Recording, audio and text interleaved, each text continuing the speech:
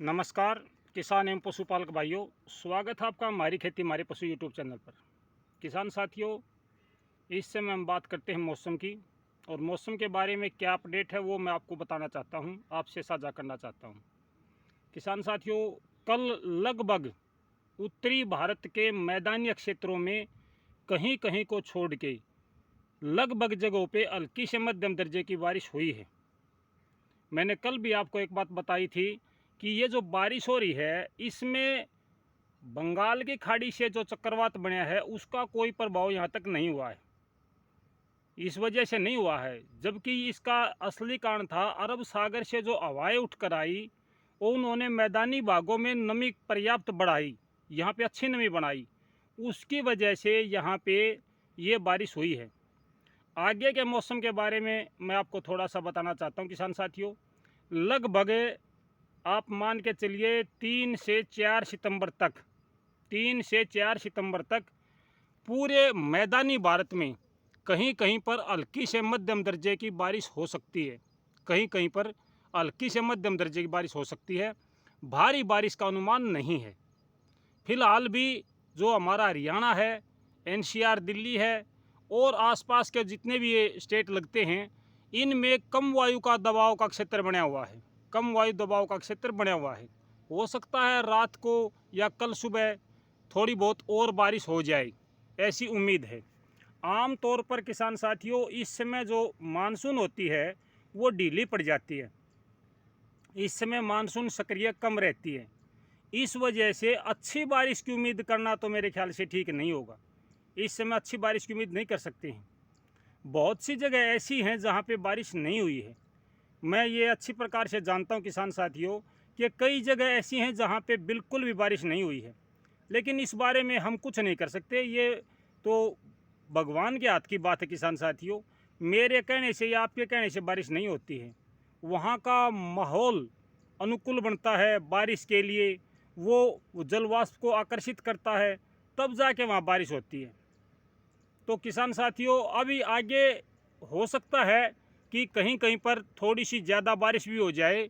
आम तौर पर हल्की से मध्यम दर्जे की बारिश हमारे उत्तरी मैदानी भारत में होने की संभावना बनी हुई है अगले 12 दिनों तक। अगले 12 दिनों का मैं मौसम आपको बता रहा हूँ। एक सप्ताह का मौसम लगाओ, इसको 12 दिन का लगाओ, क्योंकि इस दौरान आम तौर पर मानसून ढीली पड़ जाती है और जो अक्षेत्रीय कम वायु दबाव बन रहे हैं उनकी वजह से थोड़ी बहुत बारिश हो सकती है। एक और भी बात हो सकती है, जो तमिलनाडु की तरफ चक्रवात बनता है, अभी भी 3 चक्रवात बने हुए हैं। कल मैंने आपको बताया था कि एक तमिलनाडु के पास चक्रवात बना है दक्षिणी भारत में, एक अरब सागर में चक्रवात बना हुआ है और एक बंगाल की खाड़ी में।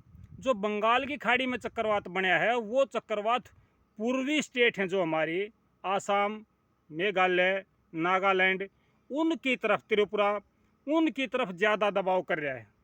और जो उत्तरी हमारा मैदानी भारत है उसकी तरफ उसका दबाव कम है। अगर तमिलनाडु के पास जो अभी चक्रवात है वो दबाव डालता बंगाल की खाड़ी पे, बंगाल की खाड़ी पे जब दबाव पड़ेगा तो वो जो चक्रवात बंगाल की खाड़ी का धीमी गति से चल रहा है, सुस्त है, वो थोड़ा सा गति पकड़ जाए तो हमारे मैदानी भारत में कुछ हद तक बारिश की संभावना बढ़ती है। ये चांसेस बढ़ते किसान साथियों। अगर हम हवा की बात करें तो अगले 10-12 दिनों तक हर दिशा से हवा चलेगी, चारों तरफ से हवाएं चलेंगी। आप सुबह देखोगे पूर्वी हवा चल रही है, दोपहर को देखोगे उत्तरी हवा चल रही है, शाम को देखोगे पश्चिमी चल रही है, कभी दक्षिणी चल रही है। मतलब हर तरीके की हवाएं चलने की संभावना बनी हुई हैं। अभी निश्चित नहीं है कि भी कौन सी हवा चलेगी, किस प्रकार से चलेगी। ये जो 15 दिन का समय है ये किसानों के लिए और मौसम के लिए, दोनों के लिए एक मुश्किल की घड़ी है किसान साथियों। जिन किसानों को बारिश का इंतज़ार है वो चाहते हैं कि भी बारिश हो, हमारे खेतों में अच्छी बारिश हो जाए, हमारी भी फसल हो जाए और आगे की फसल की भी नींव धरी जाए। क्योंकि बैरानी क्षेत्रों में जहाँ पानी के साधन नहीं हैं वहाँ पे लोग सरसों की बिजाई करना चाहते हैं। अगर पर्याप्त नमी इस मौसम में हो जाती है वहाँ पे तो आपके सरसों की फसल की बिजाई भी अच्छी हो सकती है। अगर बारिश नहीं होती है तो किसान साथियों फिर वहाँ पे पानी की समस्या है, सरसों की बिजाई का काम बाधित होता है।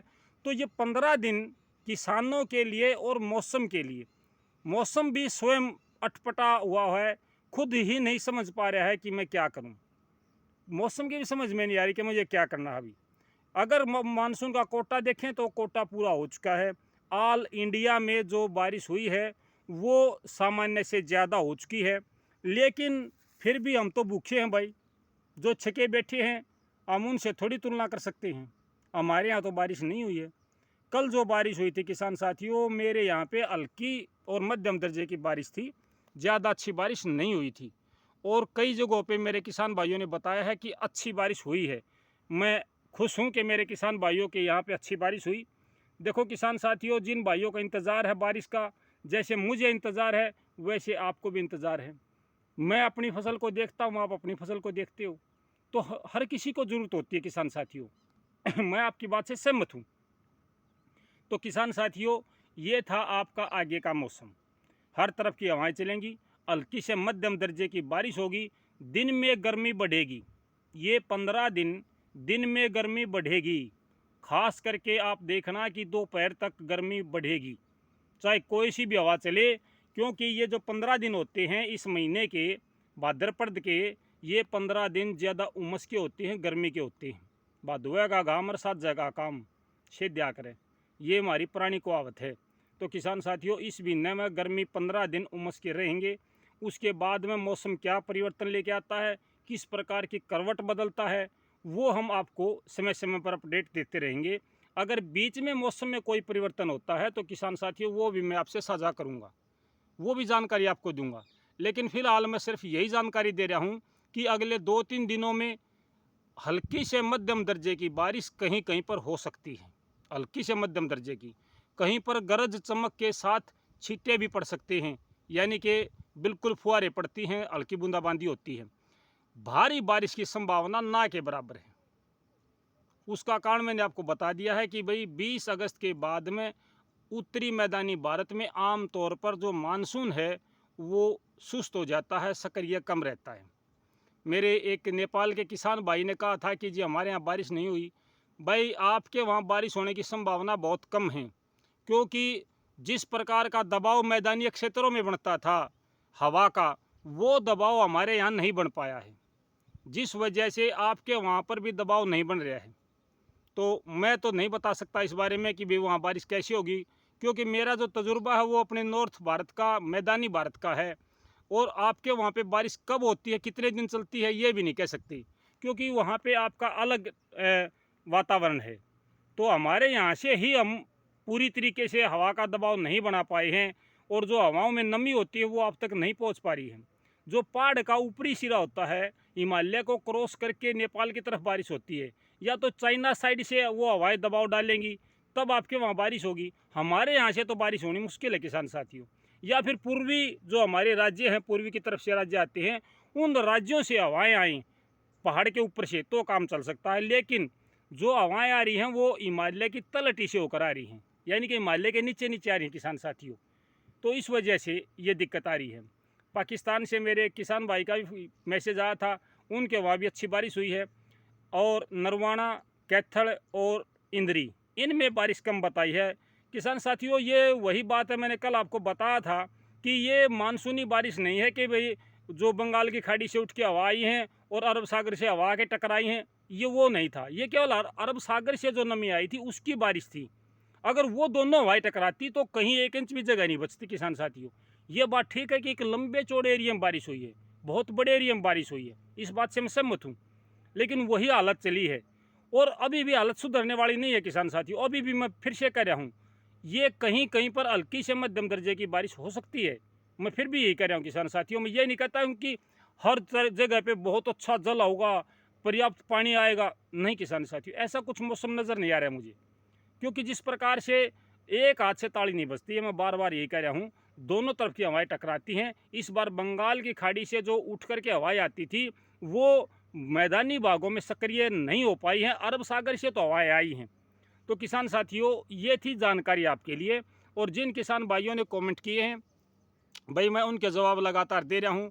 कुछ भाई अलग अलग प्रकार की समस्याएं मेरे साथ रख रहे हैं, किसान साथियों, जैसा भी मेरा अनुभव है, अगर किसी भाई को मेरी बात अच्छी ना लगे तो मैं आपसे क्षमा याचना करता हूँ, माफ़ी चाहता हूँ कि भी हो सकता है मेरी बात आपको अच्छी ना लगी, तो इसके लिए मैं आपसे माफ़ी मांगना चाहता हूँ, माफ़ी चाहूँगा। किसान साथियों, कल सुबह जो हम वीडियो डालेंगे वो कपास में गुलाबी सुंडी एक बहुत भयंकर बीमारी है।